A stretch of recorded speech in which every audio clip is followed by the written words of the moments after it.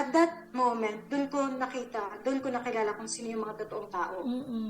Oh my God, the world is so competitive. I didn't even mind kung ano yung pinapagawa, or that did not stop me from pursuing what I really wanted. It was very challenging kasi parang, Pinay ka, do you know how to type?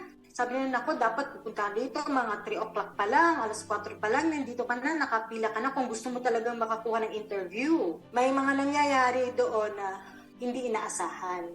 You know what? What I learned, kung ano yung a lot of failures then along the way, which I thought na hindi ko na ma-achieve yung dream ko. But I never stopped.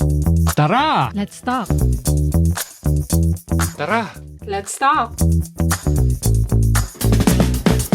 Ladies and gentlemen, we are here with our friend from UK. Bago natin siya introduce, siguro sa mga ating audience, sa ating mga listeners, watchers dyan, ready na ba kayo? Tara! Let's talk. Now, medyo pang-ano tayo eh. Hindi na tayo pandemic ngayon, pero pandemic mode ang dating. Just because, kasi syempre, she is not in Ireland at the moment. Nasa ibang bansa siya. Yes. Well, we've been planning to have this moment with her. Alam naman natin na marami tayong mapupulot na mga ideas, life stories, and basta marami tayong matututunan sa kanya. Yes. Oh. Of course naman. Paano ba tayo nagkakilala? Paano ba natin nalaman? At syempre, ang tao kasi makukurious, who is Josie? Herself and the husband, they actually lived in Ireland. Yes. For quite some time. Yeah, we met her through a Filipino community. Yes. In one of our parade, we met her there. And then since then, she become really, really active with our community. She has the passion. She has the love of Filipinos. And when you say the love and passion, talagang she work. Hindi lang ba sinasabi, oh, I love being Filipino, I love supporting Filipino. Hindi lang ganon. Siya talaga, tinatrabaho niya. Wag na natin patagalin, siguro. At introduce natin, here is Miss Josie Roberts. Hello, Josie. Hi, Mr. and Mrs. K. Thank you for having me. Finally, let's talk. Yes. I'm Josie Roberts. Actually, Josie Hunsay is my middle name. So hindi pa ako naging taken by Mr. Roberts. So Josie Carl is my real name. Hunsay, and now Roberts. So I was born in Tagbilaran City in Bohol, a very beautiful small island. Alam niyo naman, it's a tourist spot. Beautiful beaches. We have the chocolate hills. I came from a humble beginnings. It's a typical island girl talagang. Hindi ako sanay sa malaking city. So I grew up, taking the tricycle. Yes. In fact, pag-culture shock ako pag pumupunta ako ng big city. So, I was educated in Tagbilaran from kindergarten to high school. But then, college, yung course ko kasi during that time, wala pa kasi, hindi siya available. So, I had to go to Cebu. And I took up Bachelor of Science in Tourism and Travel Management. Yeah, I think I graduated with some flying colors. So that was good. It gave me a great opportunity to get a job straight away after a week sa graduation ko. So I was the youngest officer in a resort. I used to work in Maribago Blue Water as assistant reservations officer. I think I was there for a year. But I always had the passion I always wanted to tour around the world or to see what's outside the Philippines. It was to see outside because I was so I took up tourism, and I think that exposed me to different cultures. I've seen already a lot of tourists. I was very curious of where they come from and what is their culture, who are they. So I wanted to know that, and that was just that idea of mine. So when I worked in the resort, the more exposure I had, we had a lot of Japanese tourists, Koreans at that time,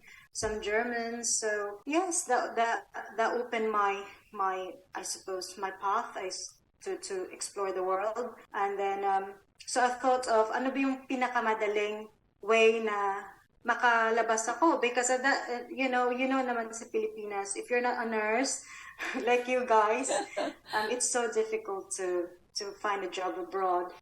So during that time, UAE was very famous for OFWs. Tinatawag natin dati pa OCW, Overseas Contract Worker pa yun dati. So OCW. So nag-apply ako, and then I ended up in Dubai. I worked in Dubai. I did not really land the job that I wanted. Merong part na siguro I'll say na naloko ako konti because I was supposed to work in a hotel, but I ended up doing something else in a restaurant or cafe. But that did not stop me from pursuing what I really wanted. Kahit na I ended sa isang work na hindi naman talaga yun yung gusto ko, it was still a very good job. It exposed me to the life in Dubai. And I remember that was 2003. And this story is, I think, brings back a lot of memories because 2003, wala masyadong babae. It was still very conservative in Dubai. Walang masyadong Filipinas na working in the office at that time. There's always a stigma of you're being categorized as yan ang maging trabaho mo pag nasa Dubai ka, yan ang maging trabaho mo, if you're a Filipina, this and that. But for me, I think I just have that dream. And to more understand kasi who is Josie ba? Sa mga nanonood sa atin, nakikinig na hindi kilala si Josie. Yeah. Josie is our or previous president here in Waterford, Ireland. So si Josie is Josie, what year na ngayon na dumating ka dito? Am I right na 2017? Yeah, that was it. So 2017. So yes. I attended the first time I encountered the community was 2017 St. Patrick's Parade, and then that was March, isn't it? Then sabi ko nga, oh my God, they're so friendly. I met Sheila and she welcomed me. So I think that was really nice. So bago pa kami. But 2016, travel na kami to Ireland. Nabili na namin yung bahay. But for a year kasi we were still in the Middle East. So 2017 talaga yung nag-move kami. And then and I got some invitations already. Kaya lang, I wasn't, I wasn't driving yet, and malayo naman yung Mulinavat, so it wasn't convenient for me to attend anything yet. Pero nung Christmas party in 2017 doon, nag-attend. Yes. And then bigla na lang, there would be an election, something like that. It was really so random. It was so weird because it just happened so fast, and I didn't really expect it kasi kahit na I was living abroad most of my life, I was always working. So, wala talaga akong interaction sa Filipino community na yung ginawa ko sa Waterford, hindi ko nagawa yun dati. So, I had different experience naman in groups and all that, organizing events and all. But to do that role, to be, doing that, that was my first time, to be honest. So, I was very surprised of the outcome, and yun palang kaya ko pala na yung kung ano mang nagawa ko. Yes. Community. Going back, ako na siguro yung magsabi, no, para talagang I have to commend Josie na napabilib niya talaga kami dito sa Waterford.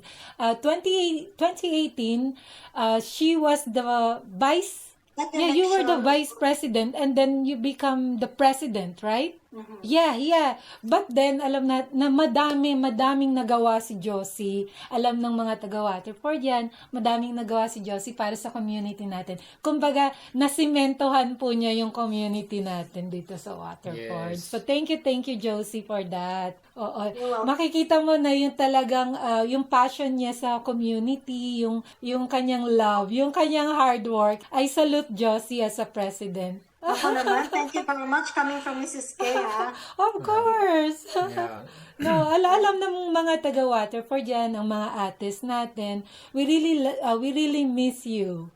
dito sa Thank- Waterford. I miss you so very much. I think that opportunity really opened a lot of things that I didn't even know that I could do and abilities that I could do. Kasi syempre pag hindi ka naisalang sa sitwasyon, hindi mo naman gagawin, 'di ba? Exactly. So yeah, and then for me it was like, can I do this? I don't know anybody apart from being social friends. And then siguro I always put a time frame. And I always have a vision. So, I go for that vision. And no matter what, kahit ano pa yung mga obstacles na yan, alis kayo. Yeah, Basta the way you handle things. ang mission ko, gagawin ko ang mission ko. Yes, para yes. para sa benefit ng lahat. Hindi lang para sa akin or not out of, whatever. But for the community. And we have so many lovely members. And talagang, the support was immense. I mean, I could not, thank you for all the kind words, Lord, but I wouldn't be able to do it without you guys, Mr. and Mrs. K, nandyan parate. We've got all the ates there and our former officers as well. Sila din yung nag-start din dati. So, I learned from the past, and then we made our own as well. So I'm happy, and what I see now, yan ang mas na-happy ako. because naman hindi lang naipatuloy, or hindi lang, it's happening, still happening, and it's going stronger, better, bigger. So every year it's getting stronger, better, and bigger, and I'm very proud. Salamat.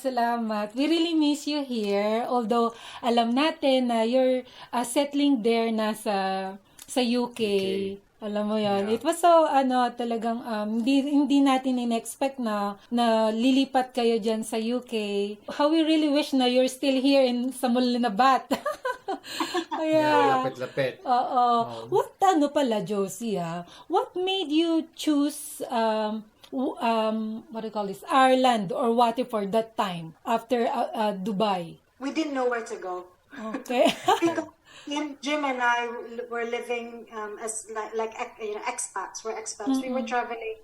So from UAE, sa UAE kami for 10 years. Si Jim was around 15 years siguro siya. And then after that, na-destino siya sa Asia. So he has to do, we have to be based in Malaysia, which I gave up my career, not gave up, but I have to stop working sa Etihad. That's one phase of my life. That's the stage of my life that I really, really enjoyed as well. And that was just an amazing journey for me. And talagang isa din yun sa dream ko na talagang nag-tick ko, to be flying around the world, and being a cabin crew. So that was such a success. Going back, Josie, dun lang sa kwento mo na you went to Dubai, na you weren't expecting na ganun pala yung trabaho. So, did you go to Dubai as, talaga na magtatrabaho ka? Because like, before yung sa ibang episode namin, merong mga Pilipino na pupunta doon as tourists, saka lang maghahanap ng work. But with you, pumunta ka doon para magtrabaho kagad. At that time, hindi pa yun yung mga visit visa. As far as I know, that was already after a few years. So, during 2003, if I'm not mistaken, I don't know very much, but during that time, mga alam ko talaga, yung mga nakakapunta ng UAE in Dubai especially, are those, pag nag-a-apply ka ng agency, through agency ka talaga. Work talaga. Yes. May agency ka talaga. So, siguro, unless may family ka na doon, that's another story. So I don't know that. Yeah. Yung alam ko lang at that time was, if you want a job in Dubai, you really have to have an agency. Sila yung magpa-process lahat ng papers mo. You have to apply for a job. So I applied for, I think as a receptionist, I was supposed to work in one of the hotels in Jumeirah Beach. And then I was expecting to be a receptionist there. When I arrived Dubai, I ended up as a service crew sa isang company, isang coffee shop. So I just don't want to name companies now, but I ended up as a service crew. I'm waitress, and cashier, tagagawa ng tinapay. So I had all those exposures. So I had that job. I wasn't expecting that kasi yung training namin sa Manila, we were trained to do, of course, I didn't have to train as a receptionist because my background is hotel, tourism, and I was working in the resort. Yeah, so I wasn't expecting because when I was hired and I signed the contract, it says I should be working as a receptionist in a hotel and all that. So I was expecting na pagdating ko sa airport, they will take us to the accommodation and the next day, working day, I'll be in a hotel. But it didn't happen. So parang, I don't know, naloko, I don't want to say that word, but I don't know what happened. Pero yun, I literally... Madami kayo, Josie? Madami kayo? Yung batch na yun, ako lang yung babae. Yung first batch kasi kami, so ako yung babae, and then there were, I think, 4 guys. So we ended up na magtatrabaho as service crew sa isang sa company na yun, no? So I was surprised. Kaya lang siguro, you know what, I was quite young as well, and it's a new country. I think there was a lot of fear, there was a lot of uncertainty. Parang inaccept mo na lang na yun na yung maging life mo. Did it ever cross your mind na, uuwi na lang ako? Na Of natakot course. ka, napagod. Yung alam mo, natakot ka, oh my God, ano ba to? Of course, because syempre, yung batch na yun, ako lang yung babae, and then when we were, induction na, so yun pala, hindi pala yun yung trabaho na I expected, yes. I signed up for, so iba pala yung maging trabaho ko, and then I've never worked in a restaurant before, so although I trained waitressing because sabi nga nila na part daw yun, yung before kami nag-flight to Dubai. So, pinatrain kami in Manila, or ako, I don't know with the others. I know there were batches because we were in batches, but some, I didn't really see the others. So, I think they were from other agency. So, I don't know very well. Ang sa akin kasi at that time, Laura I was just probably focused on getting that job and then just flying and just going to Dubai, and that's it. I didn't even mind kung ano yung pinapagawa or ano yung pinapatrain nila. I didn't question anything at that moment. Parang ano siya, no? Hindi siya black and white. Kumbaga, come what may pagdating doon, although nakalagay sa preliminary siguro na before you were deployed. Here. But did you get the right salary then, man, in your contract? Or that's another thing na parang naloko ka din? That's another thing. So, to be honest, I cannot remember how much, kung ano yung offer doon sa, sinasabi kasi na 2 daw yung contract. I didn't even know that there was such thing na may contract sa Pilipinas. Pagdating mo doon, may contract ka rin pala. So, the part of me, I was just so naive. And so for me, there was an opportunity. You guys were, this is very common story na talagang maraming tao na they take advantage of us Filipinos dahil alam nila na gusto nating makaalis ng Pilipinas at magtrabaho. Nag-aagawan talaga at that time. I remembered when I applied sa agency, siguro mga 3:00 pa lang ng umaga. I was there. I remembered we nagpipila ka na. Ang taas na ng pila if you happen to na malate ka, say 6 o'clock, wala na, hindi ka na no chance ka na. 4 o'clock nandun na ako. So, yun ang situation. So, I knew it because there is an area in Manila where all the agencies are. And then when I arrived in Manila, I went to that place and I saw how the situation was. Ang dami-dami talagang nag-a-apply. So, sabi ko nga, ano ba yung... So, nagtatanong-tanong ako sa mga nandoon. Sabi nila, dapat pupunta dito mga 3 o'clock pa lang, 4 pa lang, nandito ka na, nakapila ka na kung gusto mo talagang makakuha ng interview. Because that was very important. So, even if you're already in Manila and then you've applied for that job, like for us, I already applied for that job sa Cebu office nila, and then papupuntahin ka naman nila office, meron pang final interview. Ngayon, kung hindi ka sa final interview, kahit na pasok ka na dun sa probinsya nila, sa other branch nila, sa probinsya, well, you have to really work hard or you really have to pursue that talaga makakuha ka ng final interview in Manila because the competition was very, very, High. it was very competitive. It was So very high. high. Ang dami-dami talagang gustong mag-abroad. And then during that time, UAE was, open. They opened the opportunities there. And sikat na sikat. So, and especially sa position na I was aiming for, dami-dami talagang gustong mag-apply doon. So, I remembered I was there around 4 o'clock in the morning. I had to, pila ka talaga. So, that alone, to get that job, parang, it means a lot na parang the amount of effort that you do. So, pagdating mo sa point na naka-interview ka na, nakapasa ka na, kung ano man yung sinassignan mo dyan, whether, I don't know, it was just like, for me, I just thought it was an opportunity. That was what I wanted. Everything ticks. It says it was right.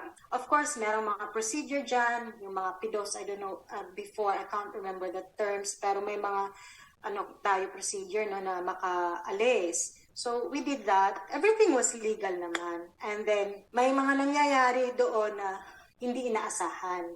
Mm-hmm. So, when I arrived there, I didn't really end up as receptionist. Hindi pa alam ng parents ko yun kasi parang, they're expecting so much and umalis ka, para sa akin, it was really a shock. And you probably didn't want to worry them, nung nandun ka na sa Middle East. No, absolutely. Kahit na hindi yun yung trabaho in-expect mo. So, I was doing waitressing, I was a cashier, I was, everything from scratch talaga, cleaning, everything, naging quality control. But, grabe, no? Grabe yung yung experience na the beginning of your journey then sa Abu Dhabi, no? So how long was that? Is it a contract? So that was a contract of 3 years. So Wow, you did that for 3 years. Pero hindi ako, what happened was, I started, as nagwe-waitress, cashier, ganun dun sa branch nila. But there was an opportunity na mag-apply as executive secretary sa may-ari, PA. So it was in less than 6 months. I was already in the office. Yeah. So I applied for that job. It was very challenging kasi parang, Pinay ka, do you know how to type? Parang ganyan pa yung question, di ba? Do you know how to type? Do you know how to book a ticket? So, tourism ako eh. That is my, that's my forte. So I said, yes. Number 1 ako sa typing class, So, nakapagpasikat ka na. Eto na. Yan na, talagang typewriter talaga, di ba? So, pinapatype pa ako and then check if I could do bookings and all that. So, ako naman, I was so ambitious. I was just like, I have to do, I know my ability and my capacity. I have to do it. So, yun, gusto ko talagang nasa office ako and then I'll work there and, just prove to myself that I can do it. And yun, I was fortunate. I was in the office, I did PA and then na-promote ako as sales and marketing officer. So I did sales and marketing. So within that 3 years naman, yung sa pagiging naging waitress, cashier, taga-hugas, everything, I progressed, I got promoted, and then I left, my contract ended, so my position was sales and marketing. I really got myself ready for the next stage because I knew that I wanted to work for an international company, and that was my dream. So, sa akin kasi, yung processing ng thought ko, yung thought process ko, I always have this time frame.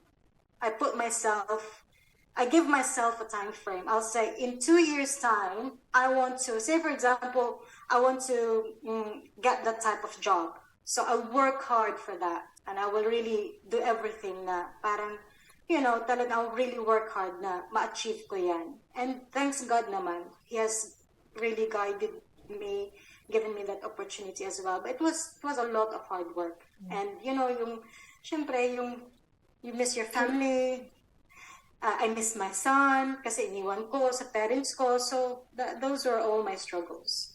Yeah. Doon mo makikita, doon mo makikita yung lagi nating sinasabi sa mga kids natin, yung grit na pinagdaanan ni Josie. Yun talaga yung nag-push sa kanya, yung perseverance and yung, alam mo yun, yung talagang lakas ng loob, no? Nandoon makikita mo. And knowing Josie, na kilala na natin siya, talagang ever since eto na siya, no? Talagang matapang, masipag. Nakakatawa. Pursuant, kumbaga. Oo, nakakatawa talaga. Hindi, kasi ang dyan, lahat naman ng tao na nagsasucceed talaga, nagdaan sa hirap. At lahat ng tao nasa mataas ang posisyon sa buhay, talagang lahat ng klase ng trabaho madadaanan o pinagdaanan.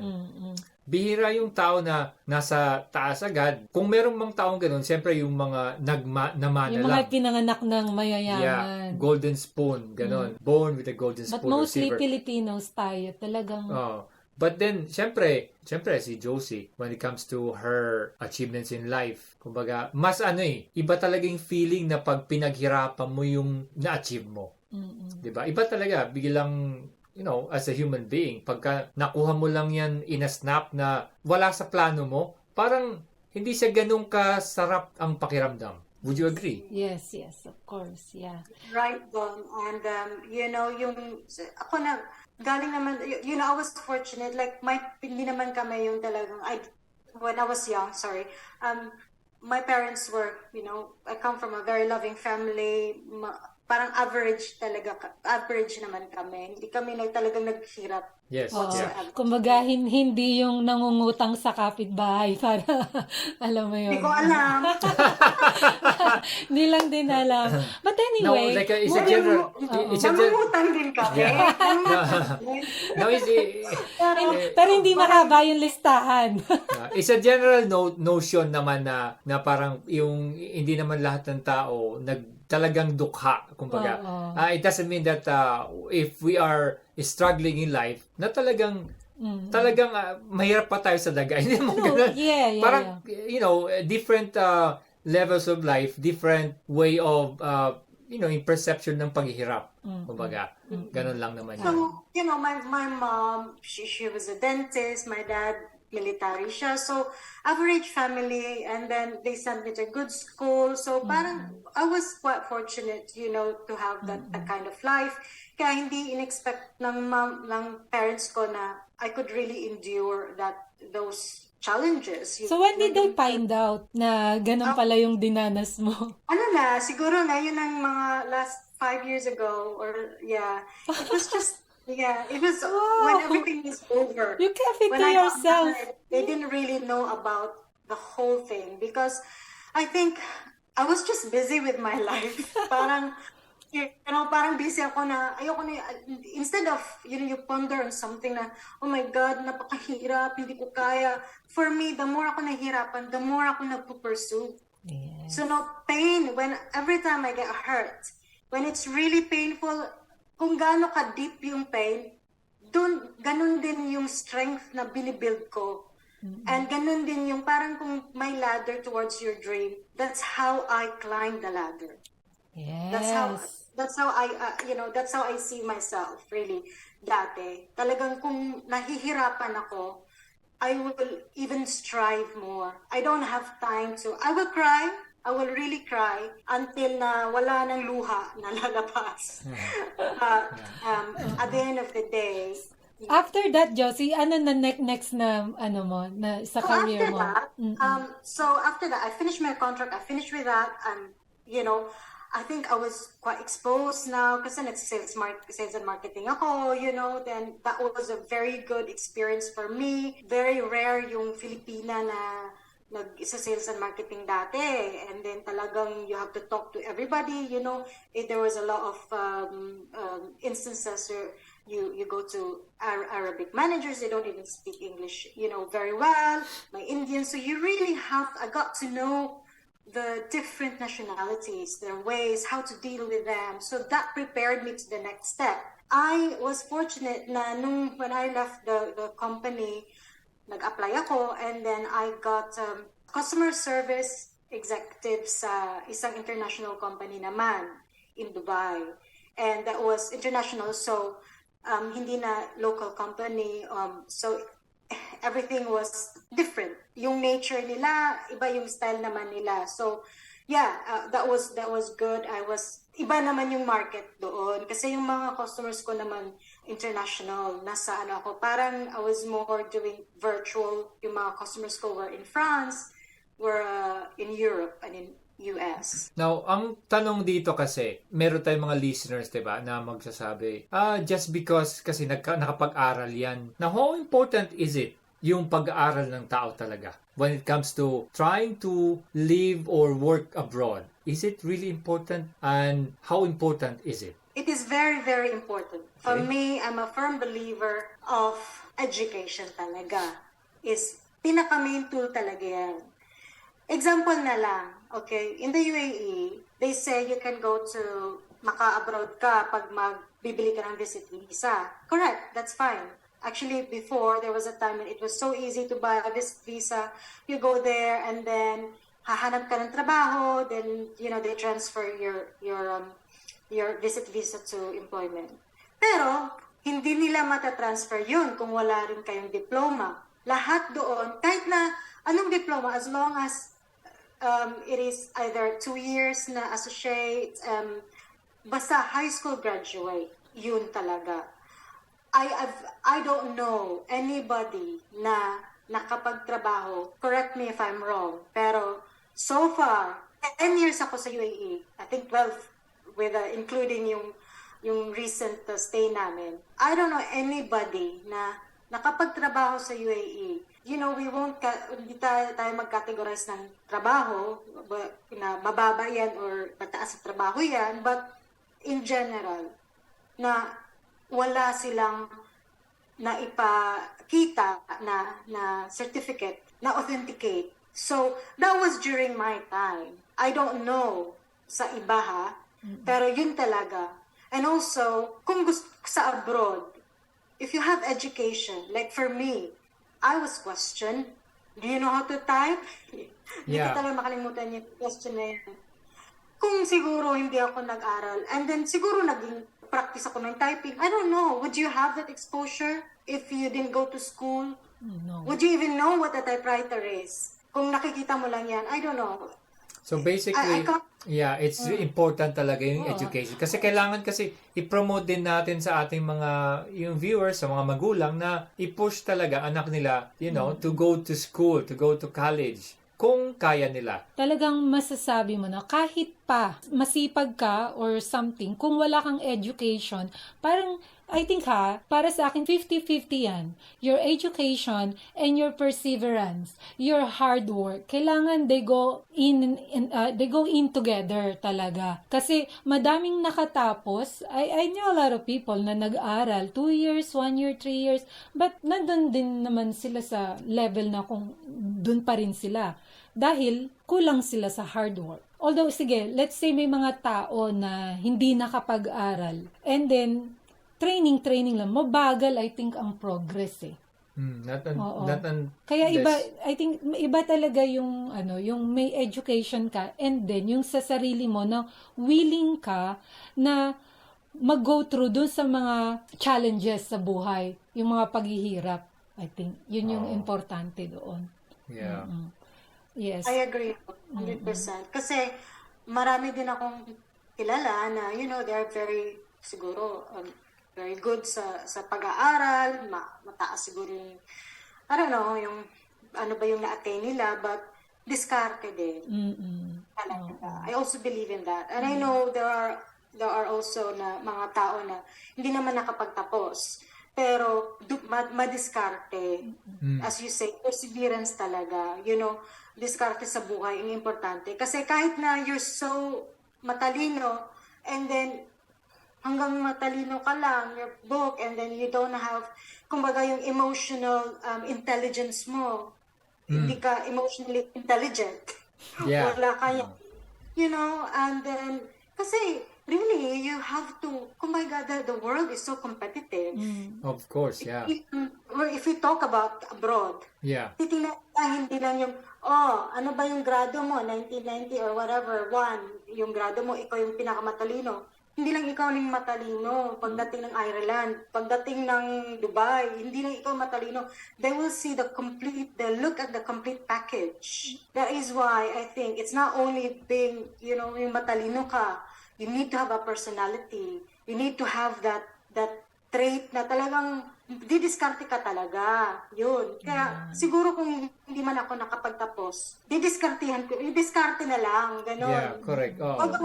Gagawan mo ng paraan. Ganon na lang siguro. Oo, kailangan talaga yun. Diskarte, yes, Diskarte yes. Diskarte talaga. Yeah. At you say na mahirap ang buhay sa Pilipinas, hindi ka makapag-aral. We have public schools. Those are free. And we have and ngayon meron na yung sa TESDA, yung mga training, no? Kung talagang gusto mo mag-focus sa mga ganun, kaya eh. You don't need to be a nurse, you don't need to be what do you call this, yung mga accountant, ganyan. May mga ibang bagay naman na kaya mong i-attain. Hindi mo kailangan magbayad ng malaking tuition. Kahit mga training lang. Actually, sabi ko nga siguro kung hindi man ako nag-nursing, kahit siguro nag-cosmetology ako, kaya ko yan. Siguro I can still survive. Pakinggan na, lalo na ngayon po. Yes! Maganda. Yeah. Plastic surgery. Oo. So, nasa diskarte talaga. So, diskarte talaga. Ang dami namang naging successful na hindi nakatapos. But of course, may basic education. Yeah, at least man lang, siguro masabi natin high school. Tapos sa high school. Siguro ganon, di ba? Kasi pag elementary lang, minsan kasi hindi naman talaga marunong yung mga elementary graduate magbasa masyado. Lalo pagka yung High school talaga. High school talaga siguro at least. And especially now, iba na yung pattern sa Philippines, yung education system natin. Meron na silang tinatawag na K-12 ba yun? Na parang after that, sabi nila, pwede na magtrabaho, di ba? It's useless. I said, Because I know may mga nag-hire ng K-12, pero alam mo naman in the Philippines, everyone goes for education, right? The competition for education is very high. So, kahit nga nag-graduate ka ng, ng 4-year course, bachelor, ang dami nang nagmasteran. Then yung nagmasteran, ang dami nag-PhD. So, ayoko talaga mag-masteral. Kaya nag-abroad na lang ako. Oo. Sa madaling way. Ako yung pera pang-masteral. Mag-abroad na lang ako, mami. So, nag-abroad talaga ako. Siguro ngayon na ako mag-masteral or pursue my whatever I want to do when I have that money to spend. But at that time, I just thought na, kung kaya naman, ang dami namang what do you call that? Yung student and then working students, di ba? Ang dami ko, may mga kilala ako na they're very successful politicians in my place and then naging working student, kabatch ng lolo ko, and then he became governor, congressman, and all that, and they were working students, and they're so successful. So, ang determinasyon, ang hard work talaga, ang talagang puhunan natin. And maganda na rin yung medyo, we experience pain. Yes, Yung mga anak natin, kaya kahit tayo, I know, our children are blessed because we can provide. Pero I try not to. Sa akin naman, reward system. If he does not show that yung grades niya is good, well, naghihirap nga ako dito eh. Maghihirap ka din na you need to work, study. Yeah. If you want allowance, if you want that new shoes, if you want that. So, I do a reward system. Because it's nice, they get that reward if they work hard for it. Because na-experience ko talaga yun. When it comes to parenting abroad, di ba? What can you say ba sa ating mga parents na nasa abroad? Siguro yung experience mo bilang... You were so young, Josie, no? Nung nagkaroon ka ng anak. So, how was it? May mga Kasi maraming makaka-relate. If you've asked me that question 30 years ago or, years ago, I'll never be able to answer that. Because of pain, because of everything that I've been through. It was not an ideal... it wasn't ideal. So, ideally talaga, dapat mag-asawa ka, magkaanak ka. So, I was a single mother for almost 10 years. Kaya ako nag-abroad because I want to give my son, mataas kasi yung pride ko eh. Ayoko yung nangihingi. Ayoko yung nangungutang. Ayoko, talagang nahiya ako. Ayoko talaga. Kahit parents ko, to the point where I can share this now. Dati hindi ko ma-share. So, this is what I was binibigyan tayo ng mga alahas sa parents natin. So I was growing up, every birthday meron akong alahas until I was 21 when I had my son. And then, to the point na, syempre, naghiwalay na kami. Hiwalay na ako or I have to be on my own. Ayokong manghingi ng pera pang bili ng gatas sa anak ko. So, sinangla ko yung lahat ng alahas ko. So, it was so painful for my mom, for my parents, nung nalaman nila. Kasi pinaghirapan nila yun eh. Binigay nila yun every birthday, yung ring ko, yung bracelet ko, lahat. But then, unti-unti, kasi at that time, I had a job, but it was just, alam mo naman, yung salary sa Pilipinas, pag nag-start ka, kakagraduate ko lang, and then, it was just not enough. So, I was in Cebu, and then, yung gatas ng anak ko, ang mahal. So, sinangla ko yun para lang makabili ng gatas. Ayoko talagang manghingi. Hindi pa alam ng parents ko na I was going through a rocky relationship or I wasn't really gonna get married. I was supposed to be married, but parang nag-run away bride ako. So, hindi ko tinuloy yun. So, I was already separated at that time, and then I don't want anyone to know. So, I had to stand on my own 2 feet. And then that really pushed me. That pain, that stage, pushed me to, alam mo yun, yung pag-apply ko abroad. Kasi siguro escape na rin. Yeah, as a woman, parang escape na rin sa reality na, my God, nakakahiya. Parang I'm a single mom, gano'n. Alam mo naman yung mga kakahiya. Yes. And during that time, talagang, And then, yung expectation na si Josie, hindi nila na-expect na, magbuntis ako, ganyan, na maging... Because you're a high achiever, Josie. So, probably that's why they're expecting, so much from you. Kakahiyan, ang laking kakahiyan sa parents ko. Hindi sila nag-fiesta doon. Josie naman.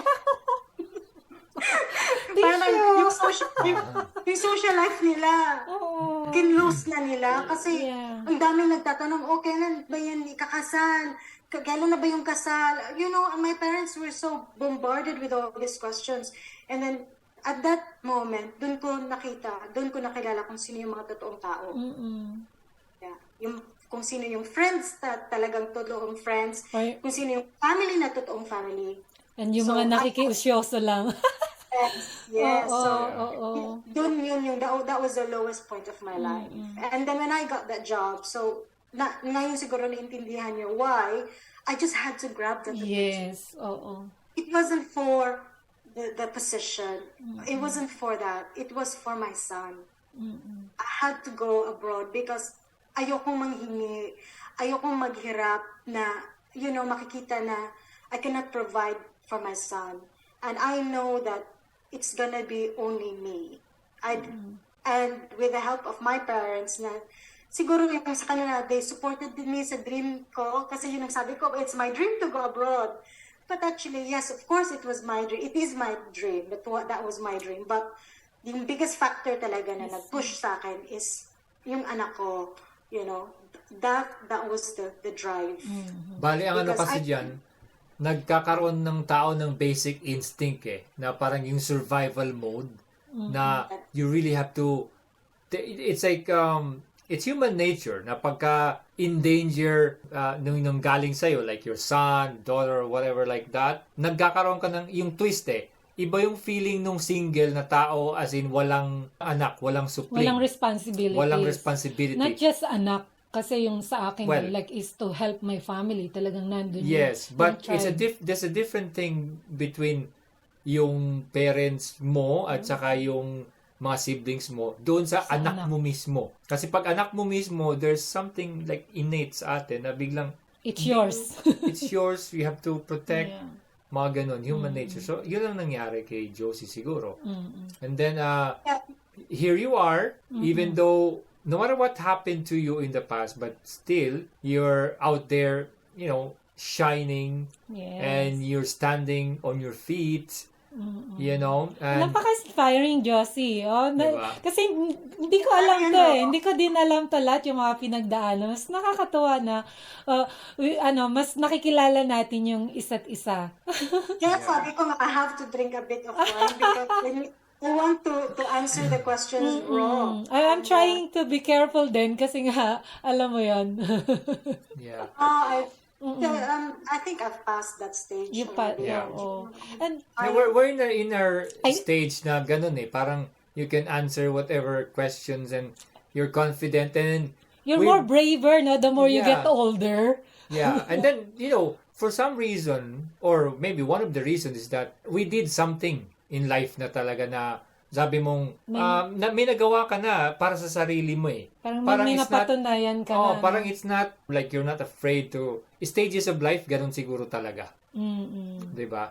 Siyempre, and the more you get older, parang, okay, you wanna share din kung ano ba yung mga pinagdaanan mo and hoping na maka-inspire tayo ng mga kabataan na nasa ganung sitwasyon. Yeah, na never lose hope. Kahit gaano pa kadilim yung pinagdadaanan mo. Kasi uso yan dito lalo na ngayon, sa panahon ngayon, na para bang ang hirap-hirap ng pakiramdam nila pag nakaramdam ng yung paghihirap sa buhay. Na they end up, committing something that we don't want, Always believe in yourself. How long did you work as a cabin crew, Josie? How long did you work as a cabin crew? Years. 6 wow, years. Tagal din pala, no? Isa din pala yan I know we've not talked about it, but I know there are a few mga girls na gusto maging cabin crew and never stop dreaming, never stop, what happened was, I applied Emirates, I applied Qatar. So Emirates, I almost got the job. Qatar, hindi ako, I wasn't able to do the interview, but I tried. And then I ended then Etihad. So a lot of failures then along the way, which I thought na hindi ko na ma-achieve yung dream ko. But I never stopped. And I was already 26 at that time. And that time, yung mga cabin crew were early 20s. So, isa ako sa mga matatanda. Imagine, Josie, matanda na yun noon, Matanda na yun noon. Yung above 25. Kaya parang wala na akong chance. I've almost given up. So, that's another thing, though, that I want to say na to those who would like to pursue that dream, never stop. Apply lang kayo. But you have to, just be ready for it. So, anyway, cut the long story short. So, after leaving as expat, we went to Asia, Malaysia, Singapore, Thailand. And then, napagod na ako. Parang, can I just live out of my suitcase? So, si Jim naman kasi, yung affiliation niya sa UK, he didn't really live in UK for long, na kahit saan pwede siya. Basta, he's also near to his children. So Ireland, we had friends there, and we've been visiting Ireland. And I really like Ireland because it felt, yung para silang Filipinos. They're like the Filipinos in Europe. They're, yung pagiging, very family orientated. Siguro yung religion na rin. I found that, and then I found them very friendly. So straight away, it wasn't a question for me to stay in Ireland and to live in Ireland. Then we found our dream house. Yes. That was to live in an old stone house. Yeah, it's a beautiful house. It's gonna end up. Don made the most amazing video na talagang super proud si Jim everywhere. Pinapakita niya sa lahat ng friends niya. You know who made this? He is a nurse, but he's not really. This is his hobby. He keeps on saying that to his friends. We miss Jim as well. Jim is, he's a big character. Na-proud siya kay Don talagang sinasabi niya yung video niya, pinapakita niya talaga na yung ito siya, ang haba-haba ng intro niya sa mga video niya. So, we found that house. Kaya lang, siguro alam mo naman, things change, and then it didn't work out for us after 4 years. So we realized that we just want to be near na kami Yes. to Jeep's Yes. daughters, pero not that near really. So nandito na kami sa UK. Yes. So yeah, and it's all about family now, with Jessica and Vicky, and I'm happy and blessed na talaga naman we're close din. That's Kasi very since good. they were little, I Yeah. knew them already. Yeah. So that is the whole point why we're here. And then yung anak ko naman, always din nag-aaral din kasi gusto talaga niyang Naging pilot. magpiloto. So, hindi ko naman ma-afford dito sa UK kasi. So, doon na better lang muna. the Matapos Philippines. siya, he's Yeah. also very focused and he wants Josie, to achieve kanino pa magmamana? Ay, naku talaga. Kasi kung hindi siya mag-focus, ifo-focus ko siya. Okay. If you can, like, any advice to all the people, anyone who wants to go abroad, ano ba yung kanilang mga dapat i-prepare sa buhay or expectations bilang somebody Who've been through everything and then Constantly moving growing. from one country to another country. Ano ba yung in general na masasabi mo? In general, if you really want to work abroad, go for it. You have to make sure na competition is everywhere. Kahit sa Pilipinas, competition is very high. Dito, it's very high. Kaya, kung ano man meron kayo mga certificates, kung ano man yun, hindi, sinasabi ko nga, hindi, you don't have to be PhD graduate or master's graduate. If you have any certificates, take it with you.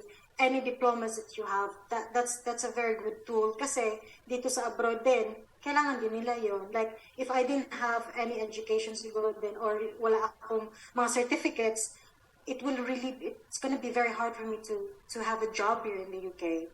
The competition is very, very high. And we can see na you're what do you call it? You're doing really great dyan sa bago Of mong course, trabaho. Congratulations. Well done. Thank you very much. So yeah, I didn't expect to have awards after 3 months of my employment. But so yun, isa yun. So When it comes to yun. people, You know what?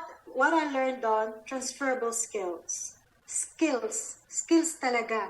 Dapat kung you have to know yourself, kung ano yung forte mo, kung ano yung strong points mo, yan i-enhance mo. Yun talaga i-enhance mo, i-develop mo yun. And then, be confident. Don't be ashamed. Go for it. Kasi kung mahiya ka, wala kang you won't reach there. Diskarte, perseverance and hard work. Talagang, you really have to work for it. There is no place for laziness. yes, true talaga. So for me, I don't like lazy people, and wala akong place that does not exist in my vocabulary. So remove that. Pagod ako, ayoko niyan kasi kung gusto mo i-achieve yan, you really have to do it. You really have to persevere. Yun lang doon. And siguro sa abroad, strong heart. Kasi you miss your family. Yes. You need to meet your expectations. Some of us are we've got the dream and everything, but pag emotion na, that's where we fail. It's not a failure, but that's what will probably drag you down. It's either it will help you to move forward or it will drag you down eh. Yung emotions, siguro yung tibay ng loob. Yun talaga, siguro, isa talaga yan. Lalo na pag mag-isa ka lang, and then, first time ka sa Ireland, bago ka pa lang, naku, ang lamig-lamig, So that's why we need siguro yung community na makipag-affiliate ka sa kanila. Kaya siguro dapat i-push din natin yun na wag mahiya, makipag-communicate sa mga nandyan na sa mismong medyo matagal na dyan sa community na yan. Dahil ang mga Filipinos naman kasi open naman yan, di ba? Can I say something to your viewers? To all your viewers, Mr. and Mrs. K, lalo na nung nasa Waterford, bago kayo sa Ireland, I was once a member of Waterford Filipino community, and until now I still consider myself. I promise you, I'm really mag-reach out lang kayo. There will always be Don and the rest of the officers are very helpful. They're very, they're very open to help and support. Basta, wag lang kayo mangungutang. Yan lang. Anyway, Okay. what I'm trying to say is that, you have to ask help. You have to reach out. And I'm sure nandyan sila. And the community is getting bigger, stronger, as I say. And congratulations, guys. Thank you, thank you very much. Maraming salamat din sa time mo, Yes, Josie. Josie, thank We you so enjoyed much. And all the advices mo, siyempre, on point, kumbaga. Now, Mrs. K, we have to thank all the listeners, the viewers, and Miss Josie Roberts. And siguro, sa next time ulit, tayo ay mag-usap-usap. Hanggang sa muli, mga kababayan, mga viewers, mga listeners, tara! Let's talk. Tara! Let's talk. Tara! Let's talk.